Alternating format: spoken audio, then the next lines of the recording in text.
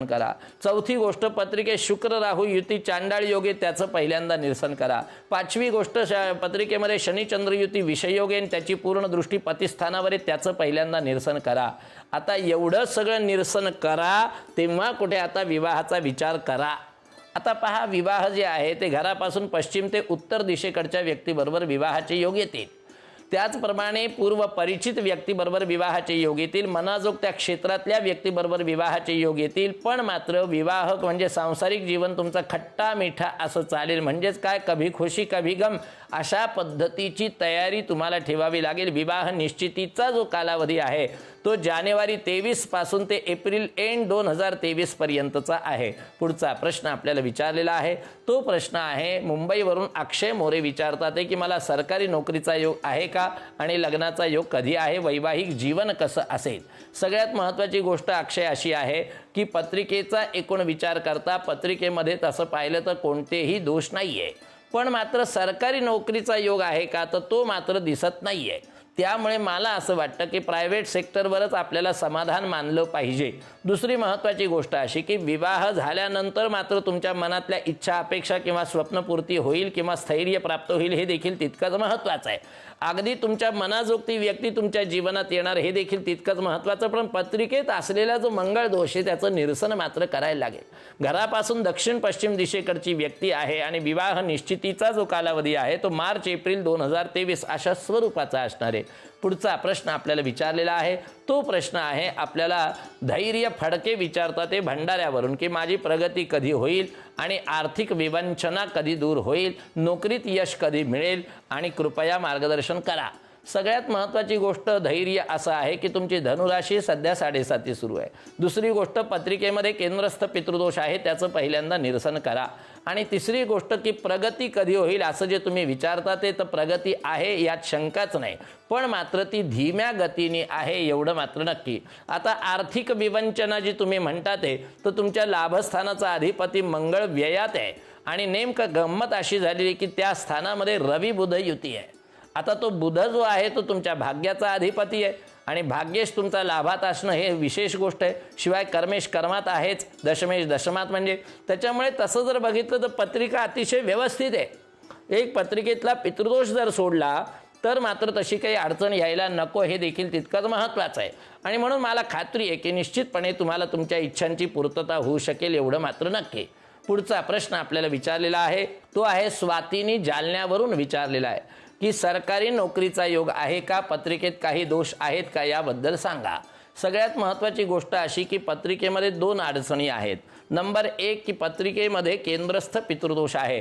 Number 2 पत्रिकेमध्ये चंद्र राहू युती ग्रहण दोष आहे आणि नंबर 3 पत्रिकेमध्ये पतिस्थानात शनी केतू युती आहे, तिथे शनी उच्चच आहे मात्र। आता त्यामुळे जे आहे असा जर विचार केला तर पत्रिकेतल्या एक 2-3 गोष्टींचा जर विचार केला आणि त्याचं जर निरसन झालं तर मला असं वाटतं की तुमचे मार्ग मोकळे होतील एवढं मात्र नक्की। पुढचा प्रश्न आपल्याला विचारलेला आहे तो प्रश्न आहे वैशाली होंडे यांनी विचारलेला आहे नांदगाव नाशिकवरून की माझं लग्न कधी जमेल, जोडीदार कोणत्या दिशेचा असेल। पहा वैशाली, असं आहे की तुम्ही कुंभेचे आहात आणि 7.5 सुरू आहे। त्याचप्रमाणे पत्रिकेमध्ये पूर्ण पितृदोष आहे। त्याचप्रमाणे पत्रिकेमध्ये गुरु राहू युती चांडाळ योग आहे आणि त्याचप्रमाणे पत्रिकेत मंगळ दोष आहे। आता या 4 गोष्टींचं पहिल्यांदा निरसन करा आणि मग विवाहाचा विचार करा। मग विवाहाचा विचार करताना एक गोष्ट मात्र लक्षात येते ती अशी की विवाह जो आहे तो घरापासून पूर्व दक्षिण दिशेकडच्या व्यक्तीबरोबर होईल, अतिशय मनाजोगत्या क्षेत्रातल्या व्यक्तीबरोबर होईल, मनाप्रमाणे व्यक्ती प्राप्त होईल। जीवनामध्ये सगळ्यात महत्त्वाची गोष्ट अशी की विवाहानंतर जीवनात फार मोठे बदल होतील आणि ते खूप चांगले आणि सुखद होतील। आणि विवाह निश्चितीचा जो कालावधी आहे तो कालावधी नोव्हेंबर 2022 पासून ते फेब्रुवारी 2023 पर्यंत अशा कालावधीमध्ये विवाहाची निश्चिती होतीये। पुढचा प्रश्न आपल्याला विचारलेला आहे तो साताऱ्यावरून रोहित सूर्यवंशी आपल्याला विचारतात की मला नोकरीमध्ये खूप अडचणी येतात, पैसा वाचवू शकत नाहीये, मी खूप कष्ट करतोय पण नोकरीतून मला काढून टाकलेला आहे, मी व्यवसाय करू का याबद्दल मार्गदर्शन करा। आता सगळ्यात महत्त्वाची गोष्ट अशी रोहित की तुमच्या पत्रिकेत राजयोग आहे आणि राजयोगाची व्यक्ती रडती आहे हे मी पहिल्यांदाच पाहतोय। का बरं आपल्यावर ही वेळ यावी त्याचं कारण मग पत्रिकेतला चांडाळ योग आहे का, पत्रिकेतला पितृदोष आहे का? कारण तसा जर विचार केला तर पत्रिका अतिशय सुंदर आहे. म्हणजे खऱ्या अर्थाने मलाही आश्चर्य वाटलं तुमचे प्रश्न ऐकल्यानंतर की असं कसं घडू शकेल. पण मात्र मला असं वाटतं की त्यासाठी वैयक्तिक मार्गदर्शनाची तुम्हाला जास्त गरज आहे. पुढचा प्रश्न आपल्याला विचारलेला आहे तो प्रश्न हिंगोलीवरून प्रसाद महाजन विचारतात आहे की मी बऱ्याच गोष्टी ठरवतो पण त्या पूर्ण होत नाही. सरकारी नोकरी लागेल का, नोकरी करू की व्यवसाय करू, लग्न कधी होईल, काही दोष असतील तर त्याच्यावर उपाय काही आहेत का? पहा, अत्यंत महत्त्वाचं तुम्ही विचारलेलं आहे. त्याचं कारण असं की तुमच्या पत्रिकेमध्ये पितृदोष आणि पत्रिकेमध्ये शुक्र राहू चांडाळ योग आहे. तुम्ही असं विचारलंय की सरकारी नोकरी लागेल का, त्या बाबतीत मात्र मला असं वाटतं की तुम्ही फार विचार करू नका आणि फार त्याच्या भरोशावर राहू नका. आपण आपल्या पद्धतीने प्रायव्हेट सेक्टरमधली नोकरी तुम्ही बघा आणि तीच तुमच्या दृष्टीने अत्यंत महत्त्वाची ठरेल, यात काही शंका नाही आहे. आणि सगळ्यात महत्त्वाचा दुसरा एक विषय महत्त्वाचा असा की पत्रिकेतल्या एकूण याचा विचार करता तुम्ही असंही विचारलंय की लग्न कधी होईल. आता लग्न कधी होईल म्हणजे मला असं वाटतं की जीवनामध्ये जर स्थैर्य प्राप्त करायचं झालं तर विवाह त्याला कारणीभूत ठरू शकतो. एवढी तुमची पत्रिका त्या मानाने छान आहे, यात काही शंका नाही आहे. बरं, पत्रिकेमध्ये मंगळ दोष नाही, कुठली तशी काही अडचण नाही आणि म्हणूनच मला असं वाटतं की घरापासून दक्षिण दिशेकडच्या व्यक्तीबरोबर तुमचा विवाह होईल. शिक्षण क्षेत्र, बँकिंग क्षेत्र, कम्प्युटर क्षेत्र या क्षेत्राशी निगडीत असलेल्या व्यक्तीबरोबर विवाह होईल आणि विवाहानंतर काही महत्त्वाच्या घटना चांगल्या पद्धतीच्या घडतील, यात काही शंका नाही. विवाह निश्चितीचा कालावधी डिसेंबर 2022 ते फेब्रुवारी 2023 अशा स्वरूपाचा मात्र असणार आहे. मंडळी, अशाच पद्धतीने तुमचे प्रश्न आमच्यापर्यंत येऊ द्या. त्या प्रत्येक प्रश्नांना उत्तर देण्याला मी बाध्य आहे आणि उद्याच्या भागामध्ये पुढच्या प्रश्नांचा आपण विचार करणार आहोत.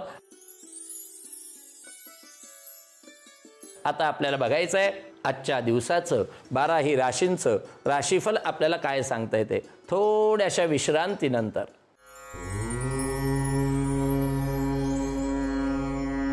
आज शके 1944 शुभकृत संवत्सर, बुधवार दिनांक 20 जुलै 2022. आज आषाढ कृष्ण सप्तमीचा दिवस आहे. मंडळी, आजचं नक्षत्र रेवती असणार आहे. पण आज चंद्राचं भ्रमण दुपारी अंदाजे 1 वाजेपर्यंत मीन राशीतून व्हायचं आहे आणि त्यानंतर मात्र ते मेष राशीतून व्हायचं आहे. आजचा उत्तम कालावधी जो आहे तो सकाळी 7 वाजेपासून ते 10 वाजेपर्यंतचा असा असणार आहे. आजचा अडचणींचा कालावधी जो आहे तो दुपारी 1 वाजेपासून ते 3 वाजेपर्यंतचा असा असणार आहे. आता आपण पाहूया आजच्या दिवसाचं 12ही राशींचं राशीफल आपल्याला काय सांगता येते. मेष राशी.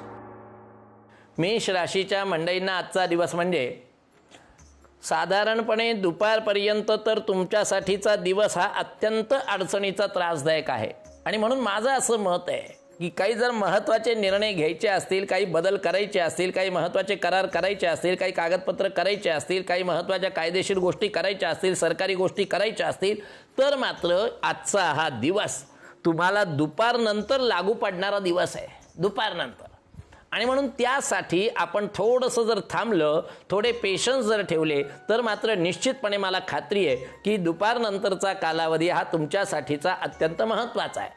मग तो एखाद्या घरगुती गोष्टीच्या बाबतीत असेल, व्यावसायिक गोष्टीच्या बाबतीत असेल, प्रगतीच्या बाबतीतला असेल, भेटीगाठीच्या बाबतीतला असेल, जे जे काही महत्त्वाचं आहे या सगळ्या महत्त्वाच्या गोष्टी तुम्हाला आत्ता न करता मात्र तोपर्यंत थोडंसं थांबणं पाहिजे आणि हे सगळ्यात महत्त्वाचं आहे. महिला नोकरदार वर्ग, या सप्ताहामध्ये किंवा आजच्या या दिवसामध्ये सगळ्यात महत्त्वाची गोष्ट की प्रकृतीची चिंता भेडसवायला नको आहे. दुसरी गोष्ट, कुठलीही व्यक्ती आपल्या बोलण्याने दूर जायला नको आहे किंवा दुखवायला नको आहे. आणि या सगळ्या गोष्टी जर तुम्ही व्यवस्थितरित्या जपल्या आणि खास करून पती महाशयांशी एकरूप जर राहिले तर समजायचं की आजच्यासारखा दिवस नाही, इतका हा महत्त्वाचा दिवस आहे. आणि म्हणूनच आजच्या दिवसाची विशेषता अशी आहे की दुपारपर्यंतचा, मध्यंतरापर्यंतचा कालावधी वेगळा तुम्हाला लक्षात येईल आणि दुपारनंतरचा जो कालावधी आहे तो मात्र अतिशय आगळा वेगळा, विशेष आणि चांगल्यात चांगला असा तो कालावधी म्हणता येईल. मेष राशीसाठी आजचा शुभ रंग हा हिरवा आहे. त्याचप्रमाणे शुभ अंक हा तुमच्यासाठी 7 आहे. वृषभ राशी. वृषभ राशीच्या मंडळींना आजचा दिवस म्हणजे इकडे आड तिकडे विहीर अशा स्वरूपाचा दिवस आहे. बघा, आत्तापर्यंत भरभरून लाभ तुम्हाला झालेला आहे, यात काही शंकाच नाही. पण मात्र कित्येक वेळेला काय होतं की त्या लाभाचं नियोजन व्यवस्थित न बसवल्यामुळे काहीतरी गोष्टी अशा काही घडतात की जेणेकरून आमची फसगत होऊन जाते आणि ती जर एकदा फसगत झाली तर मग मात्र तुम्हाला ते अडचणी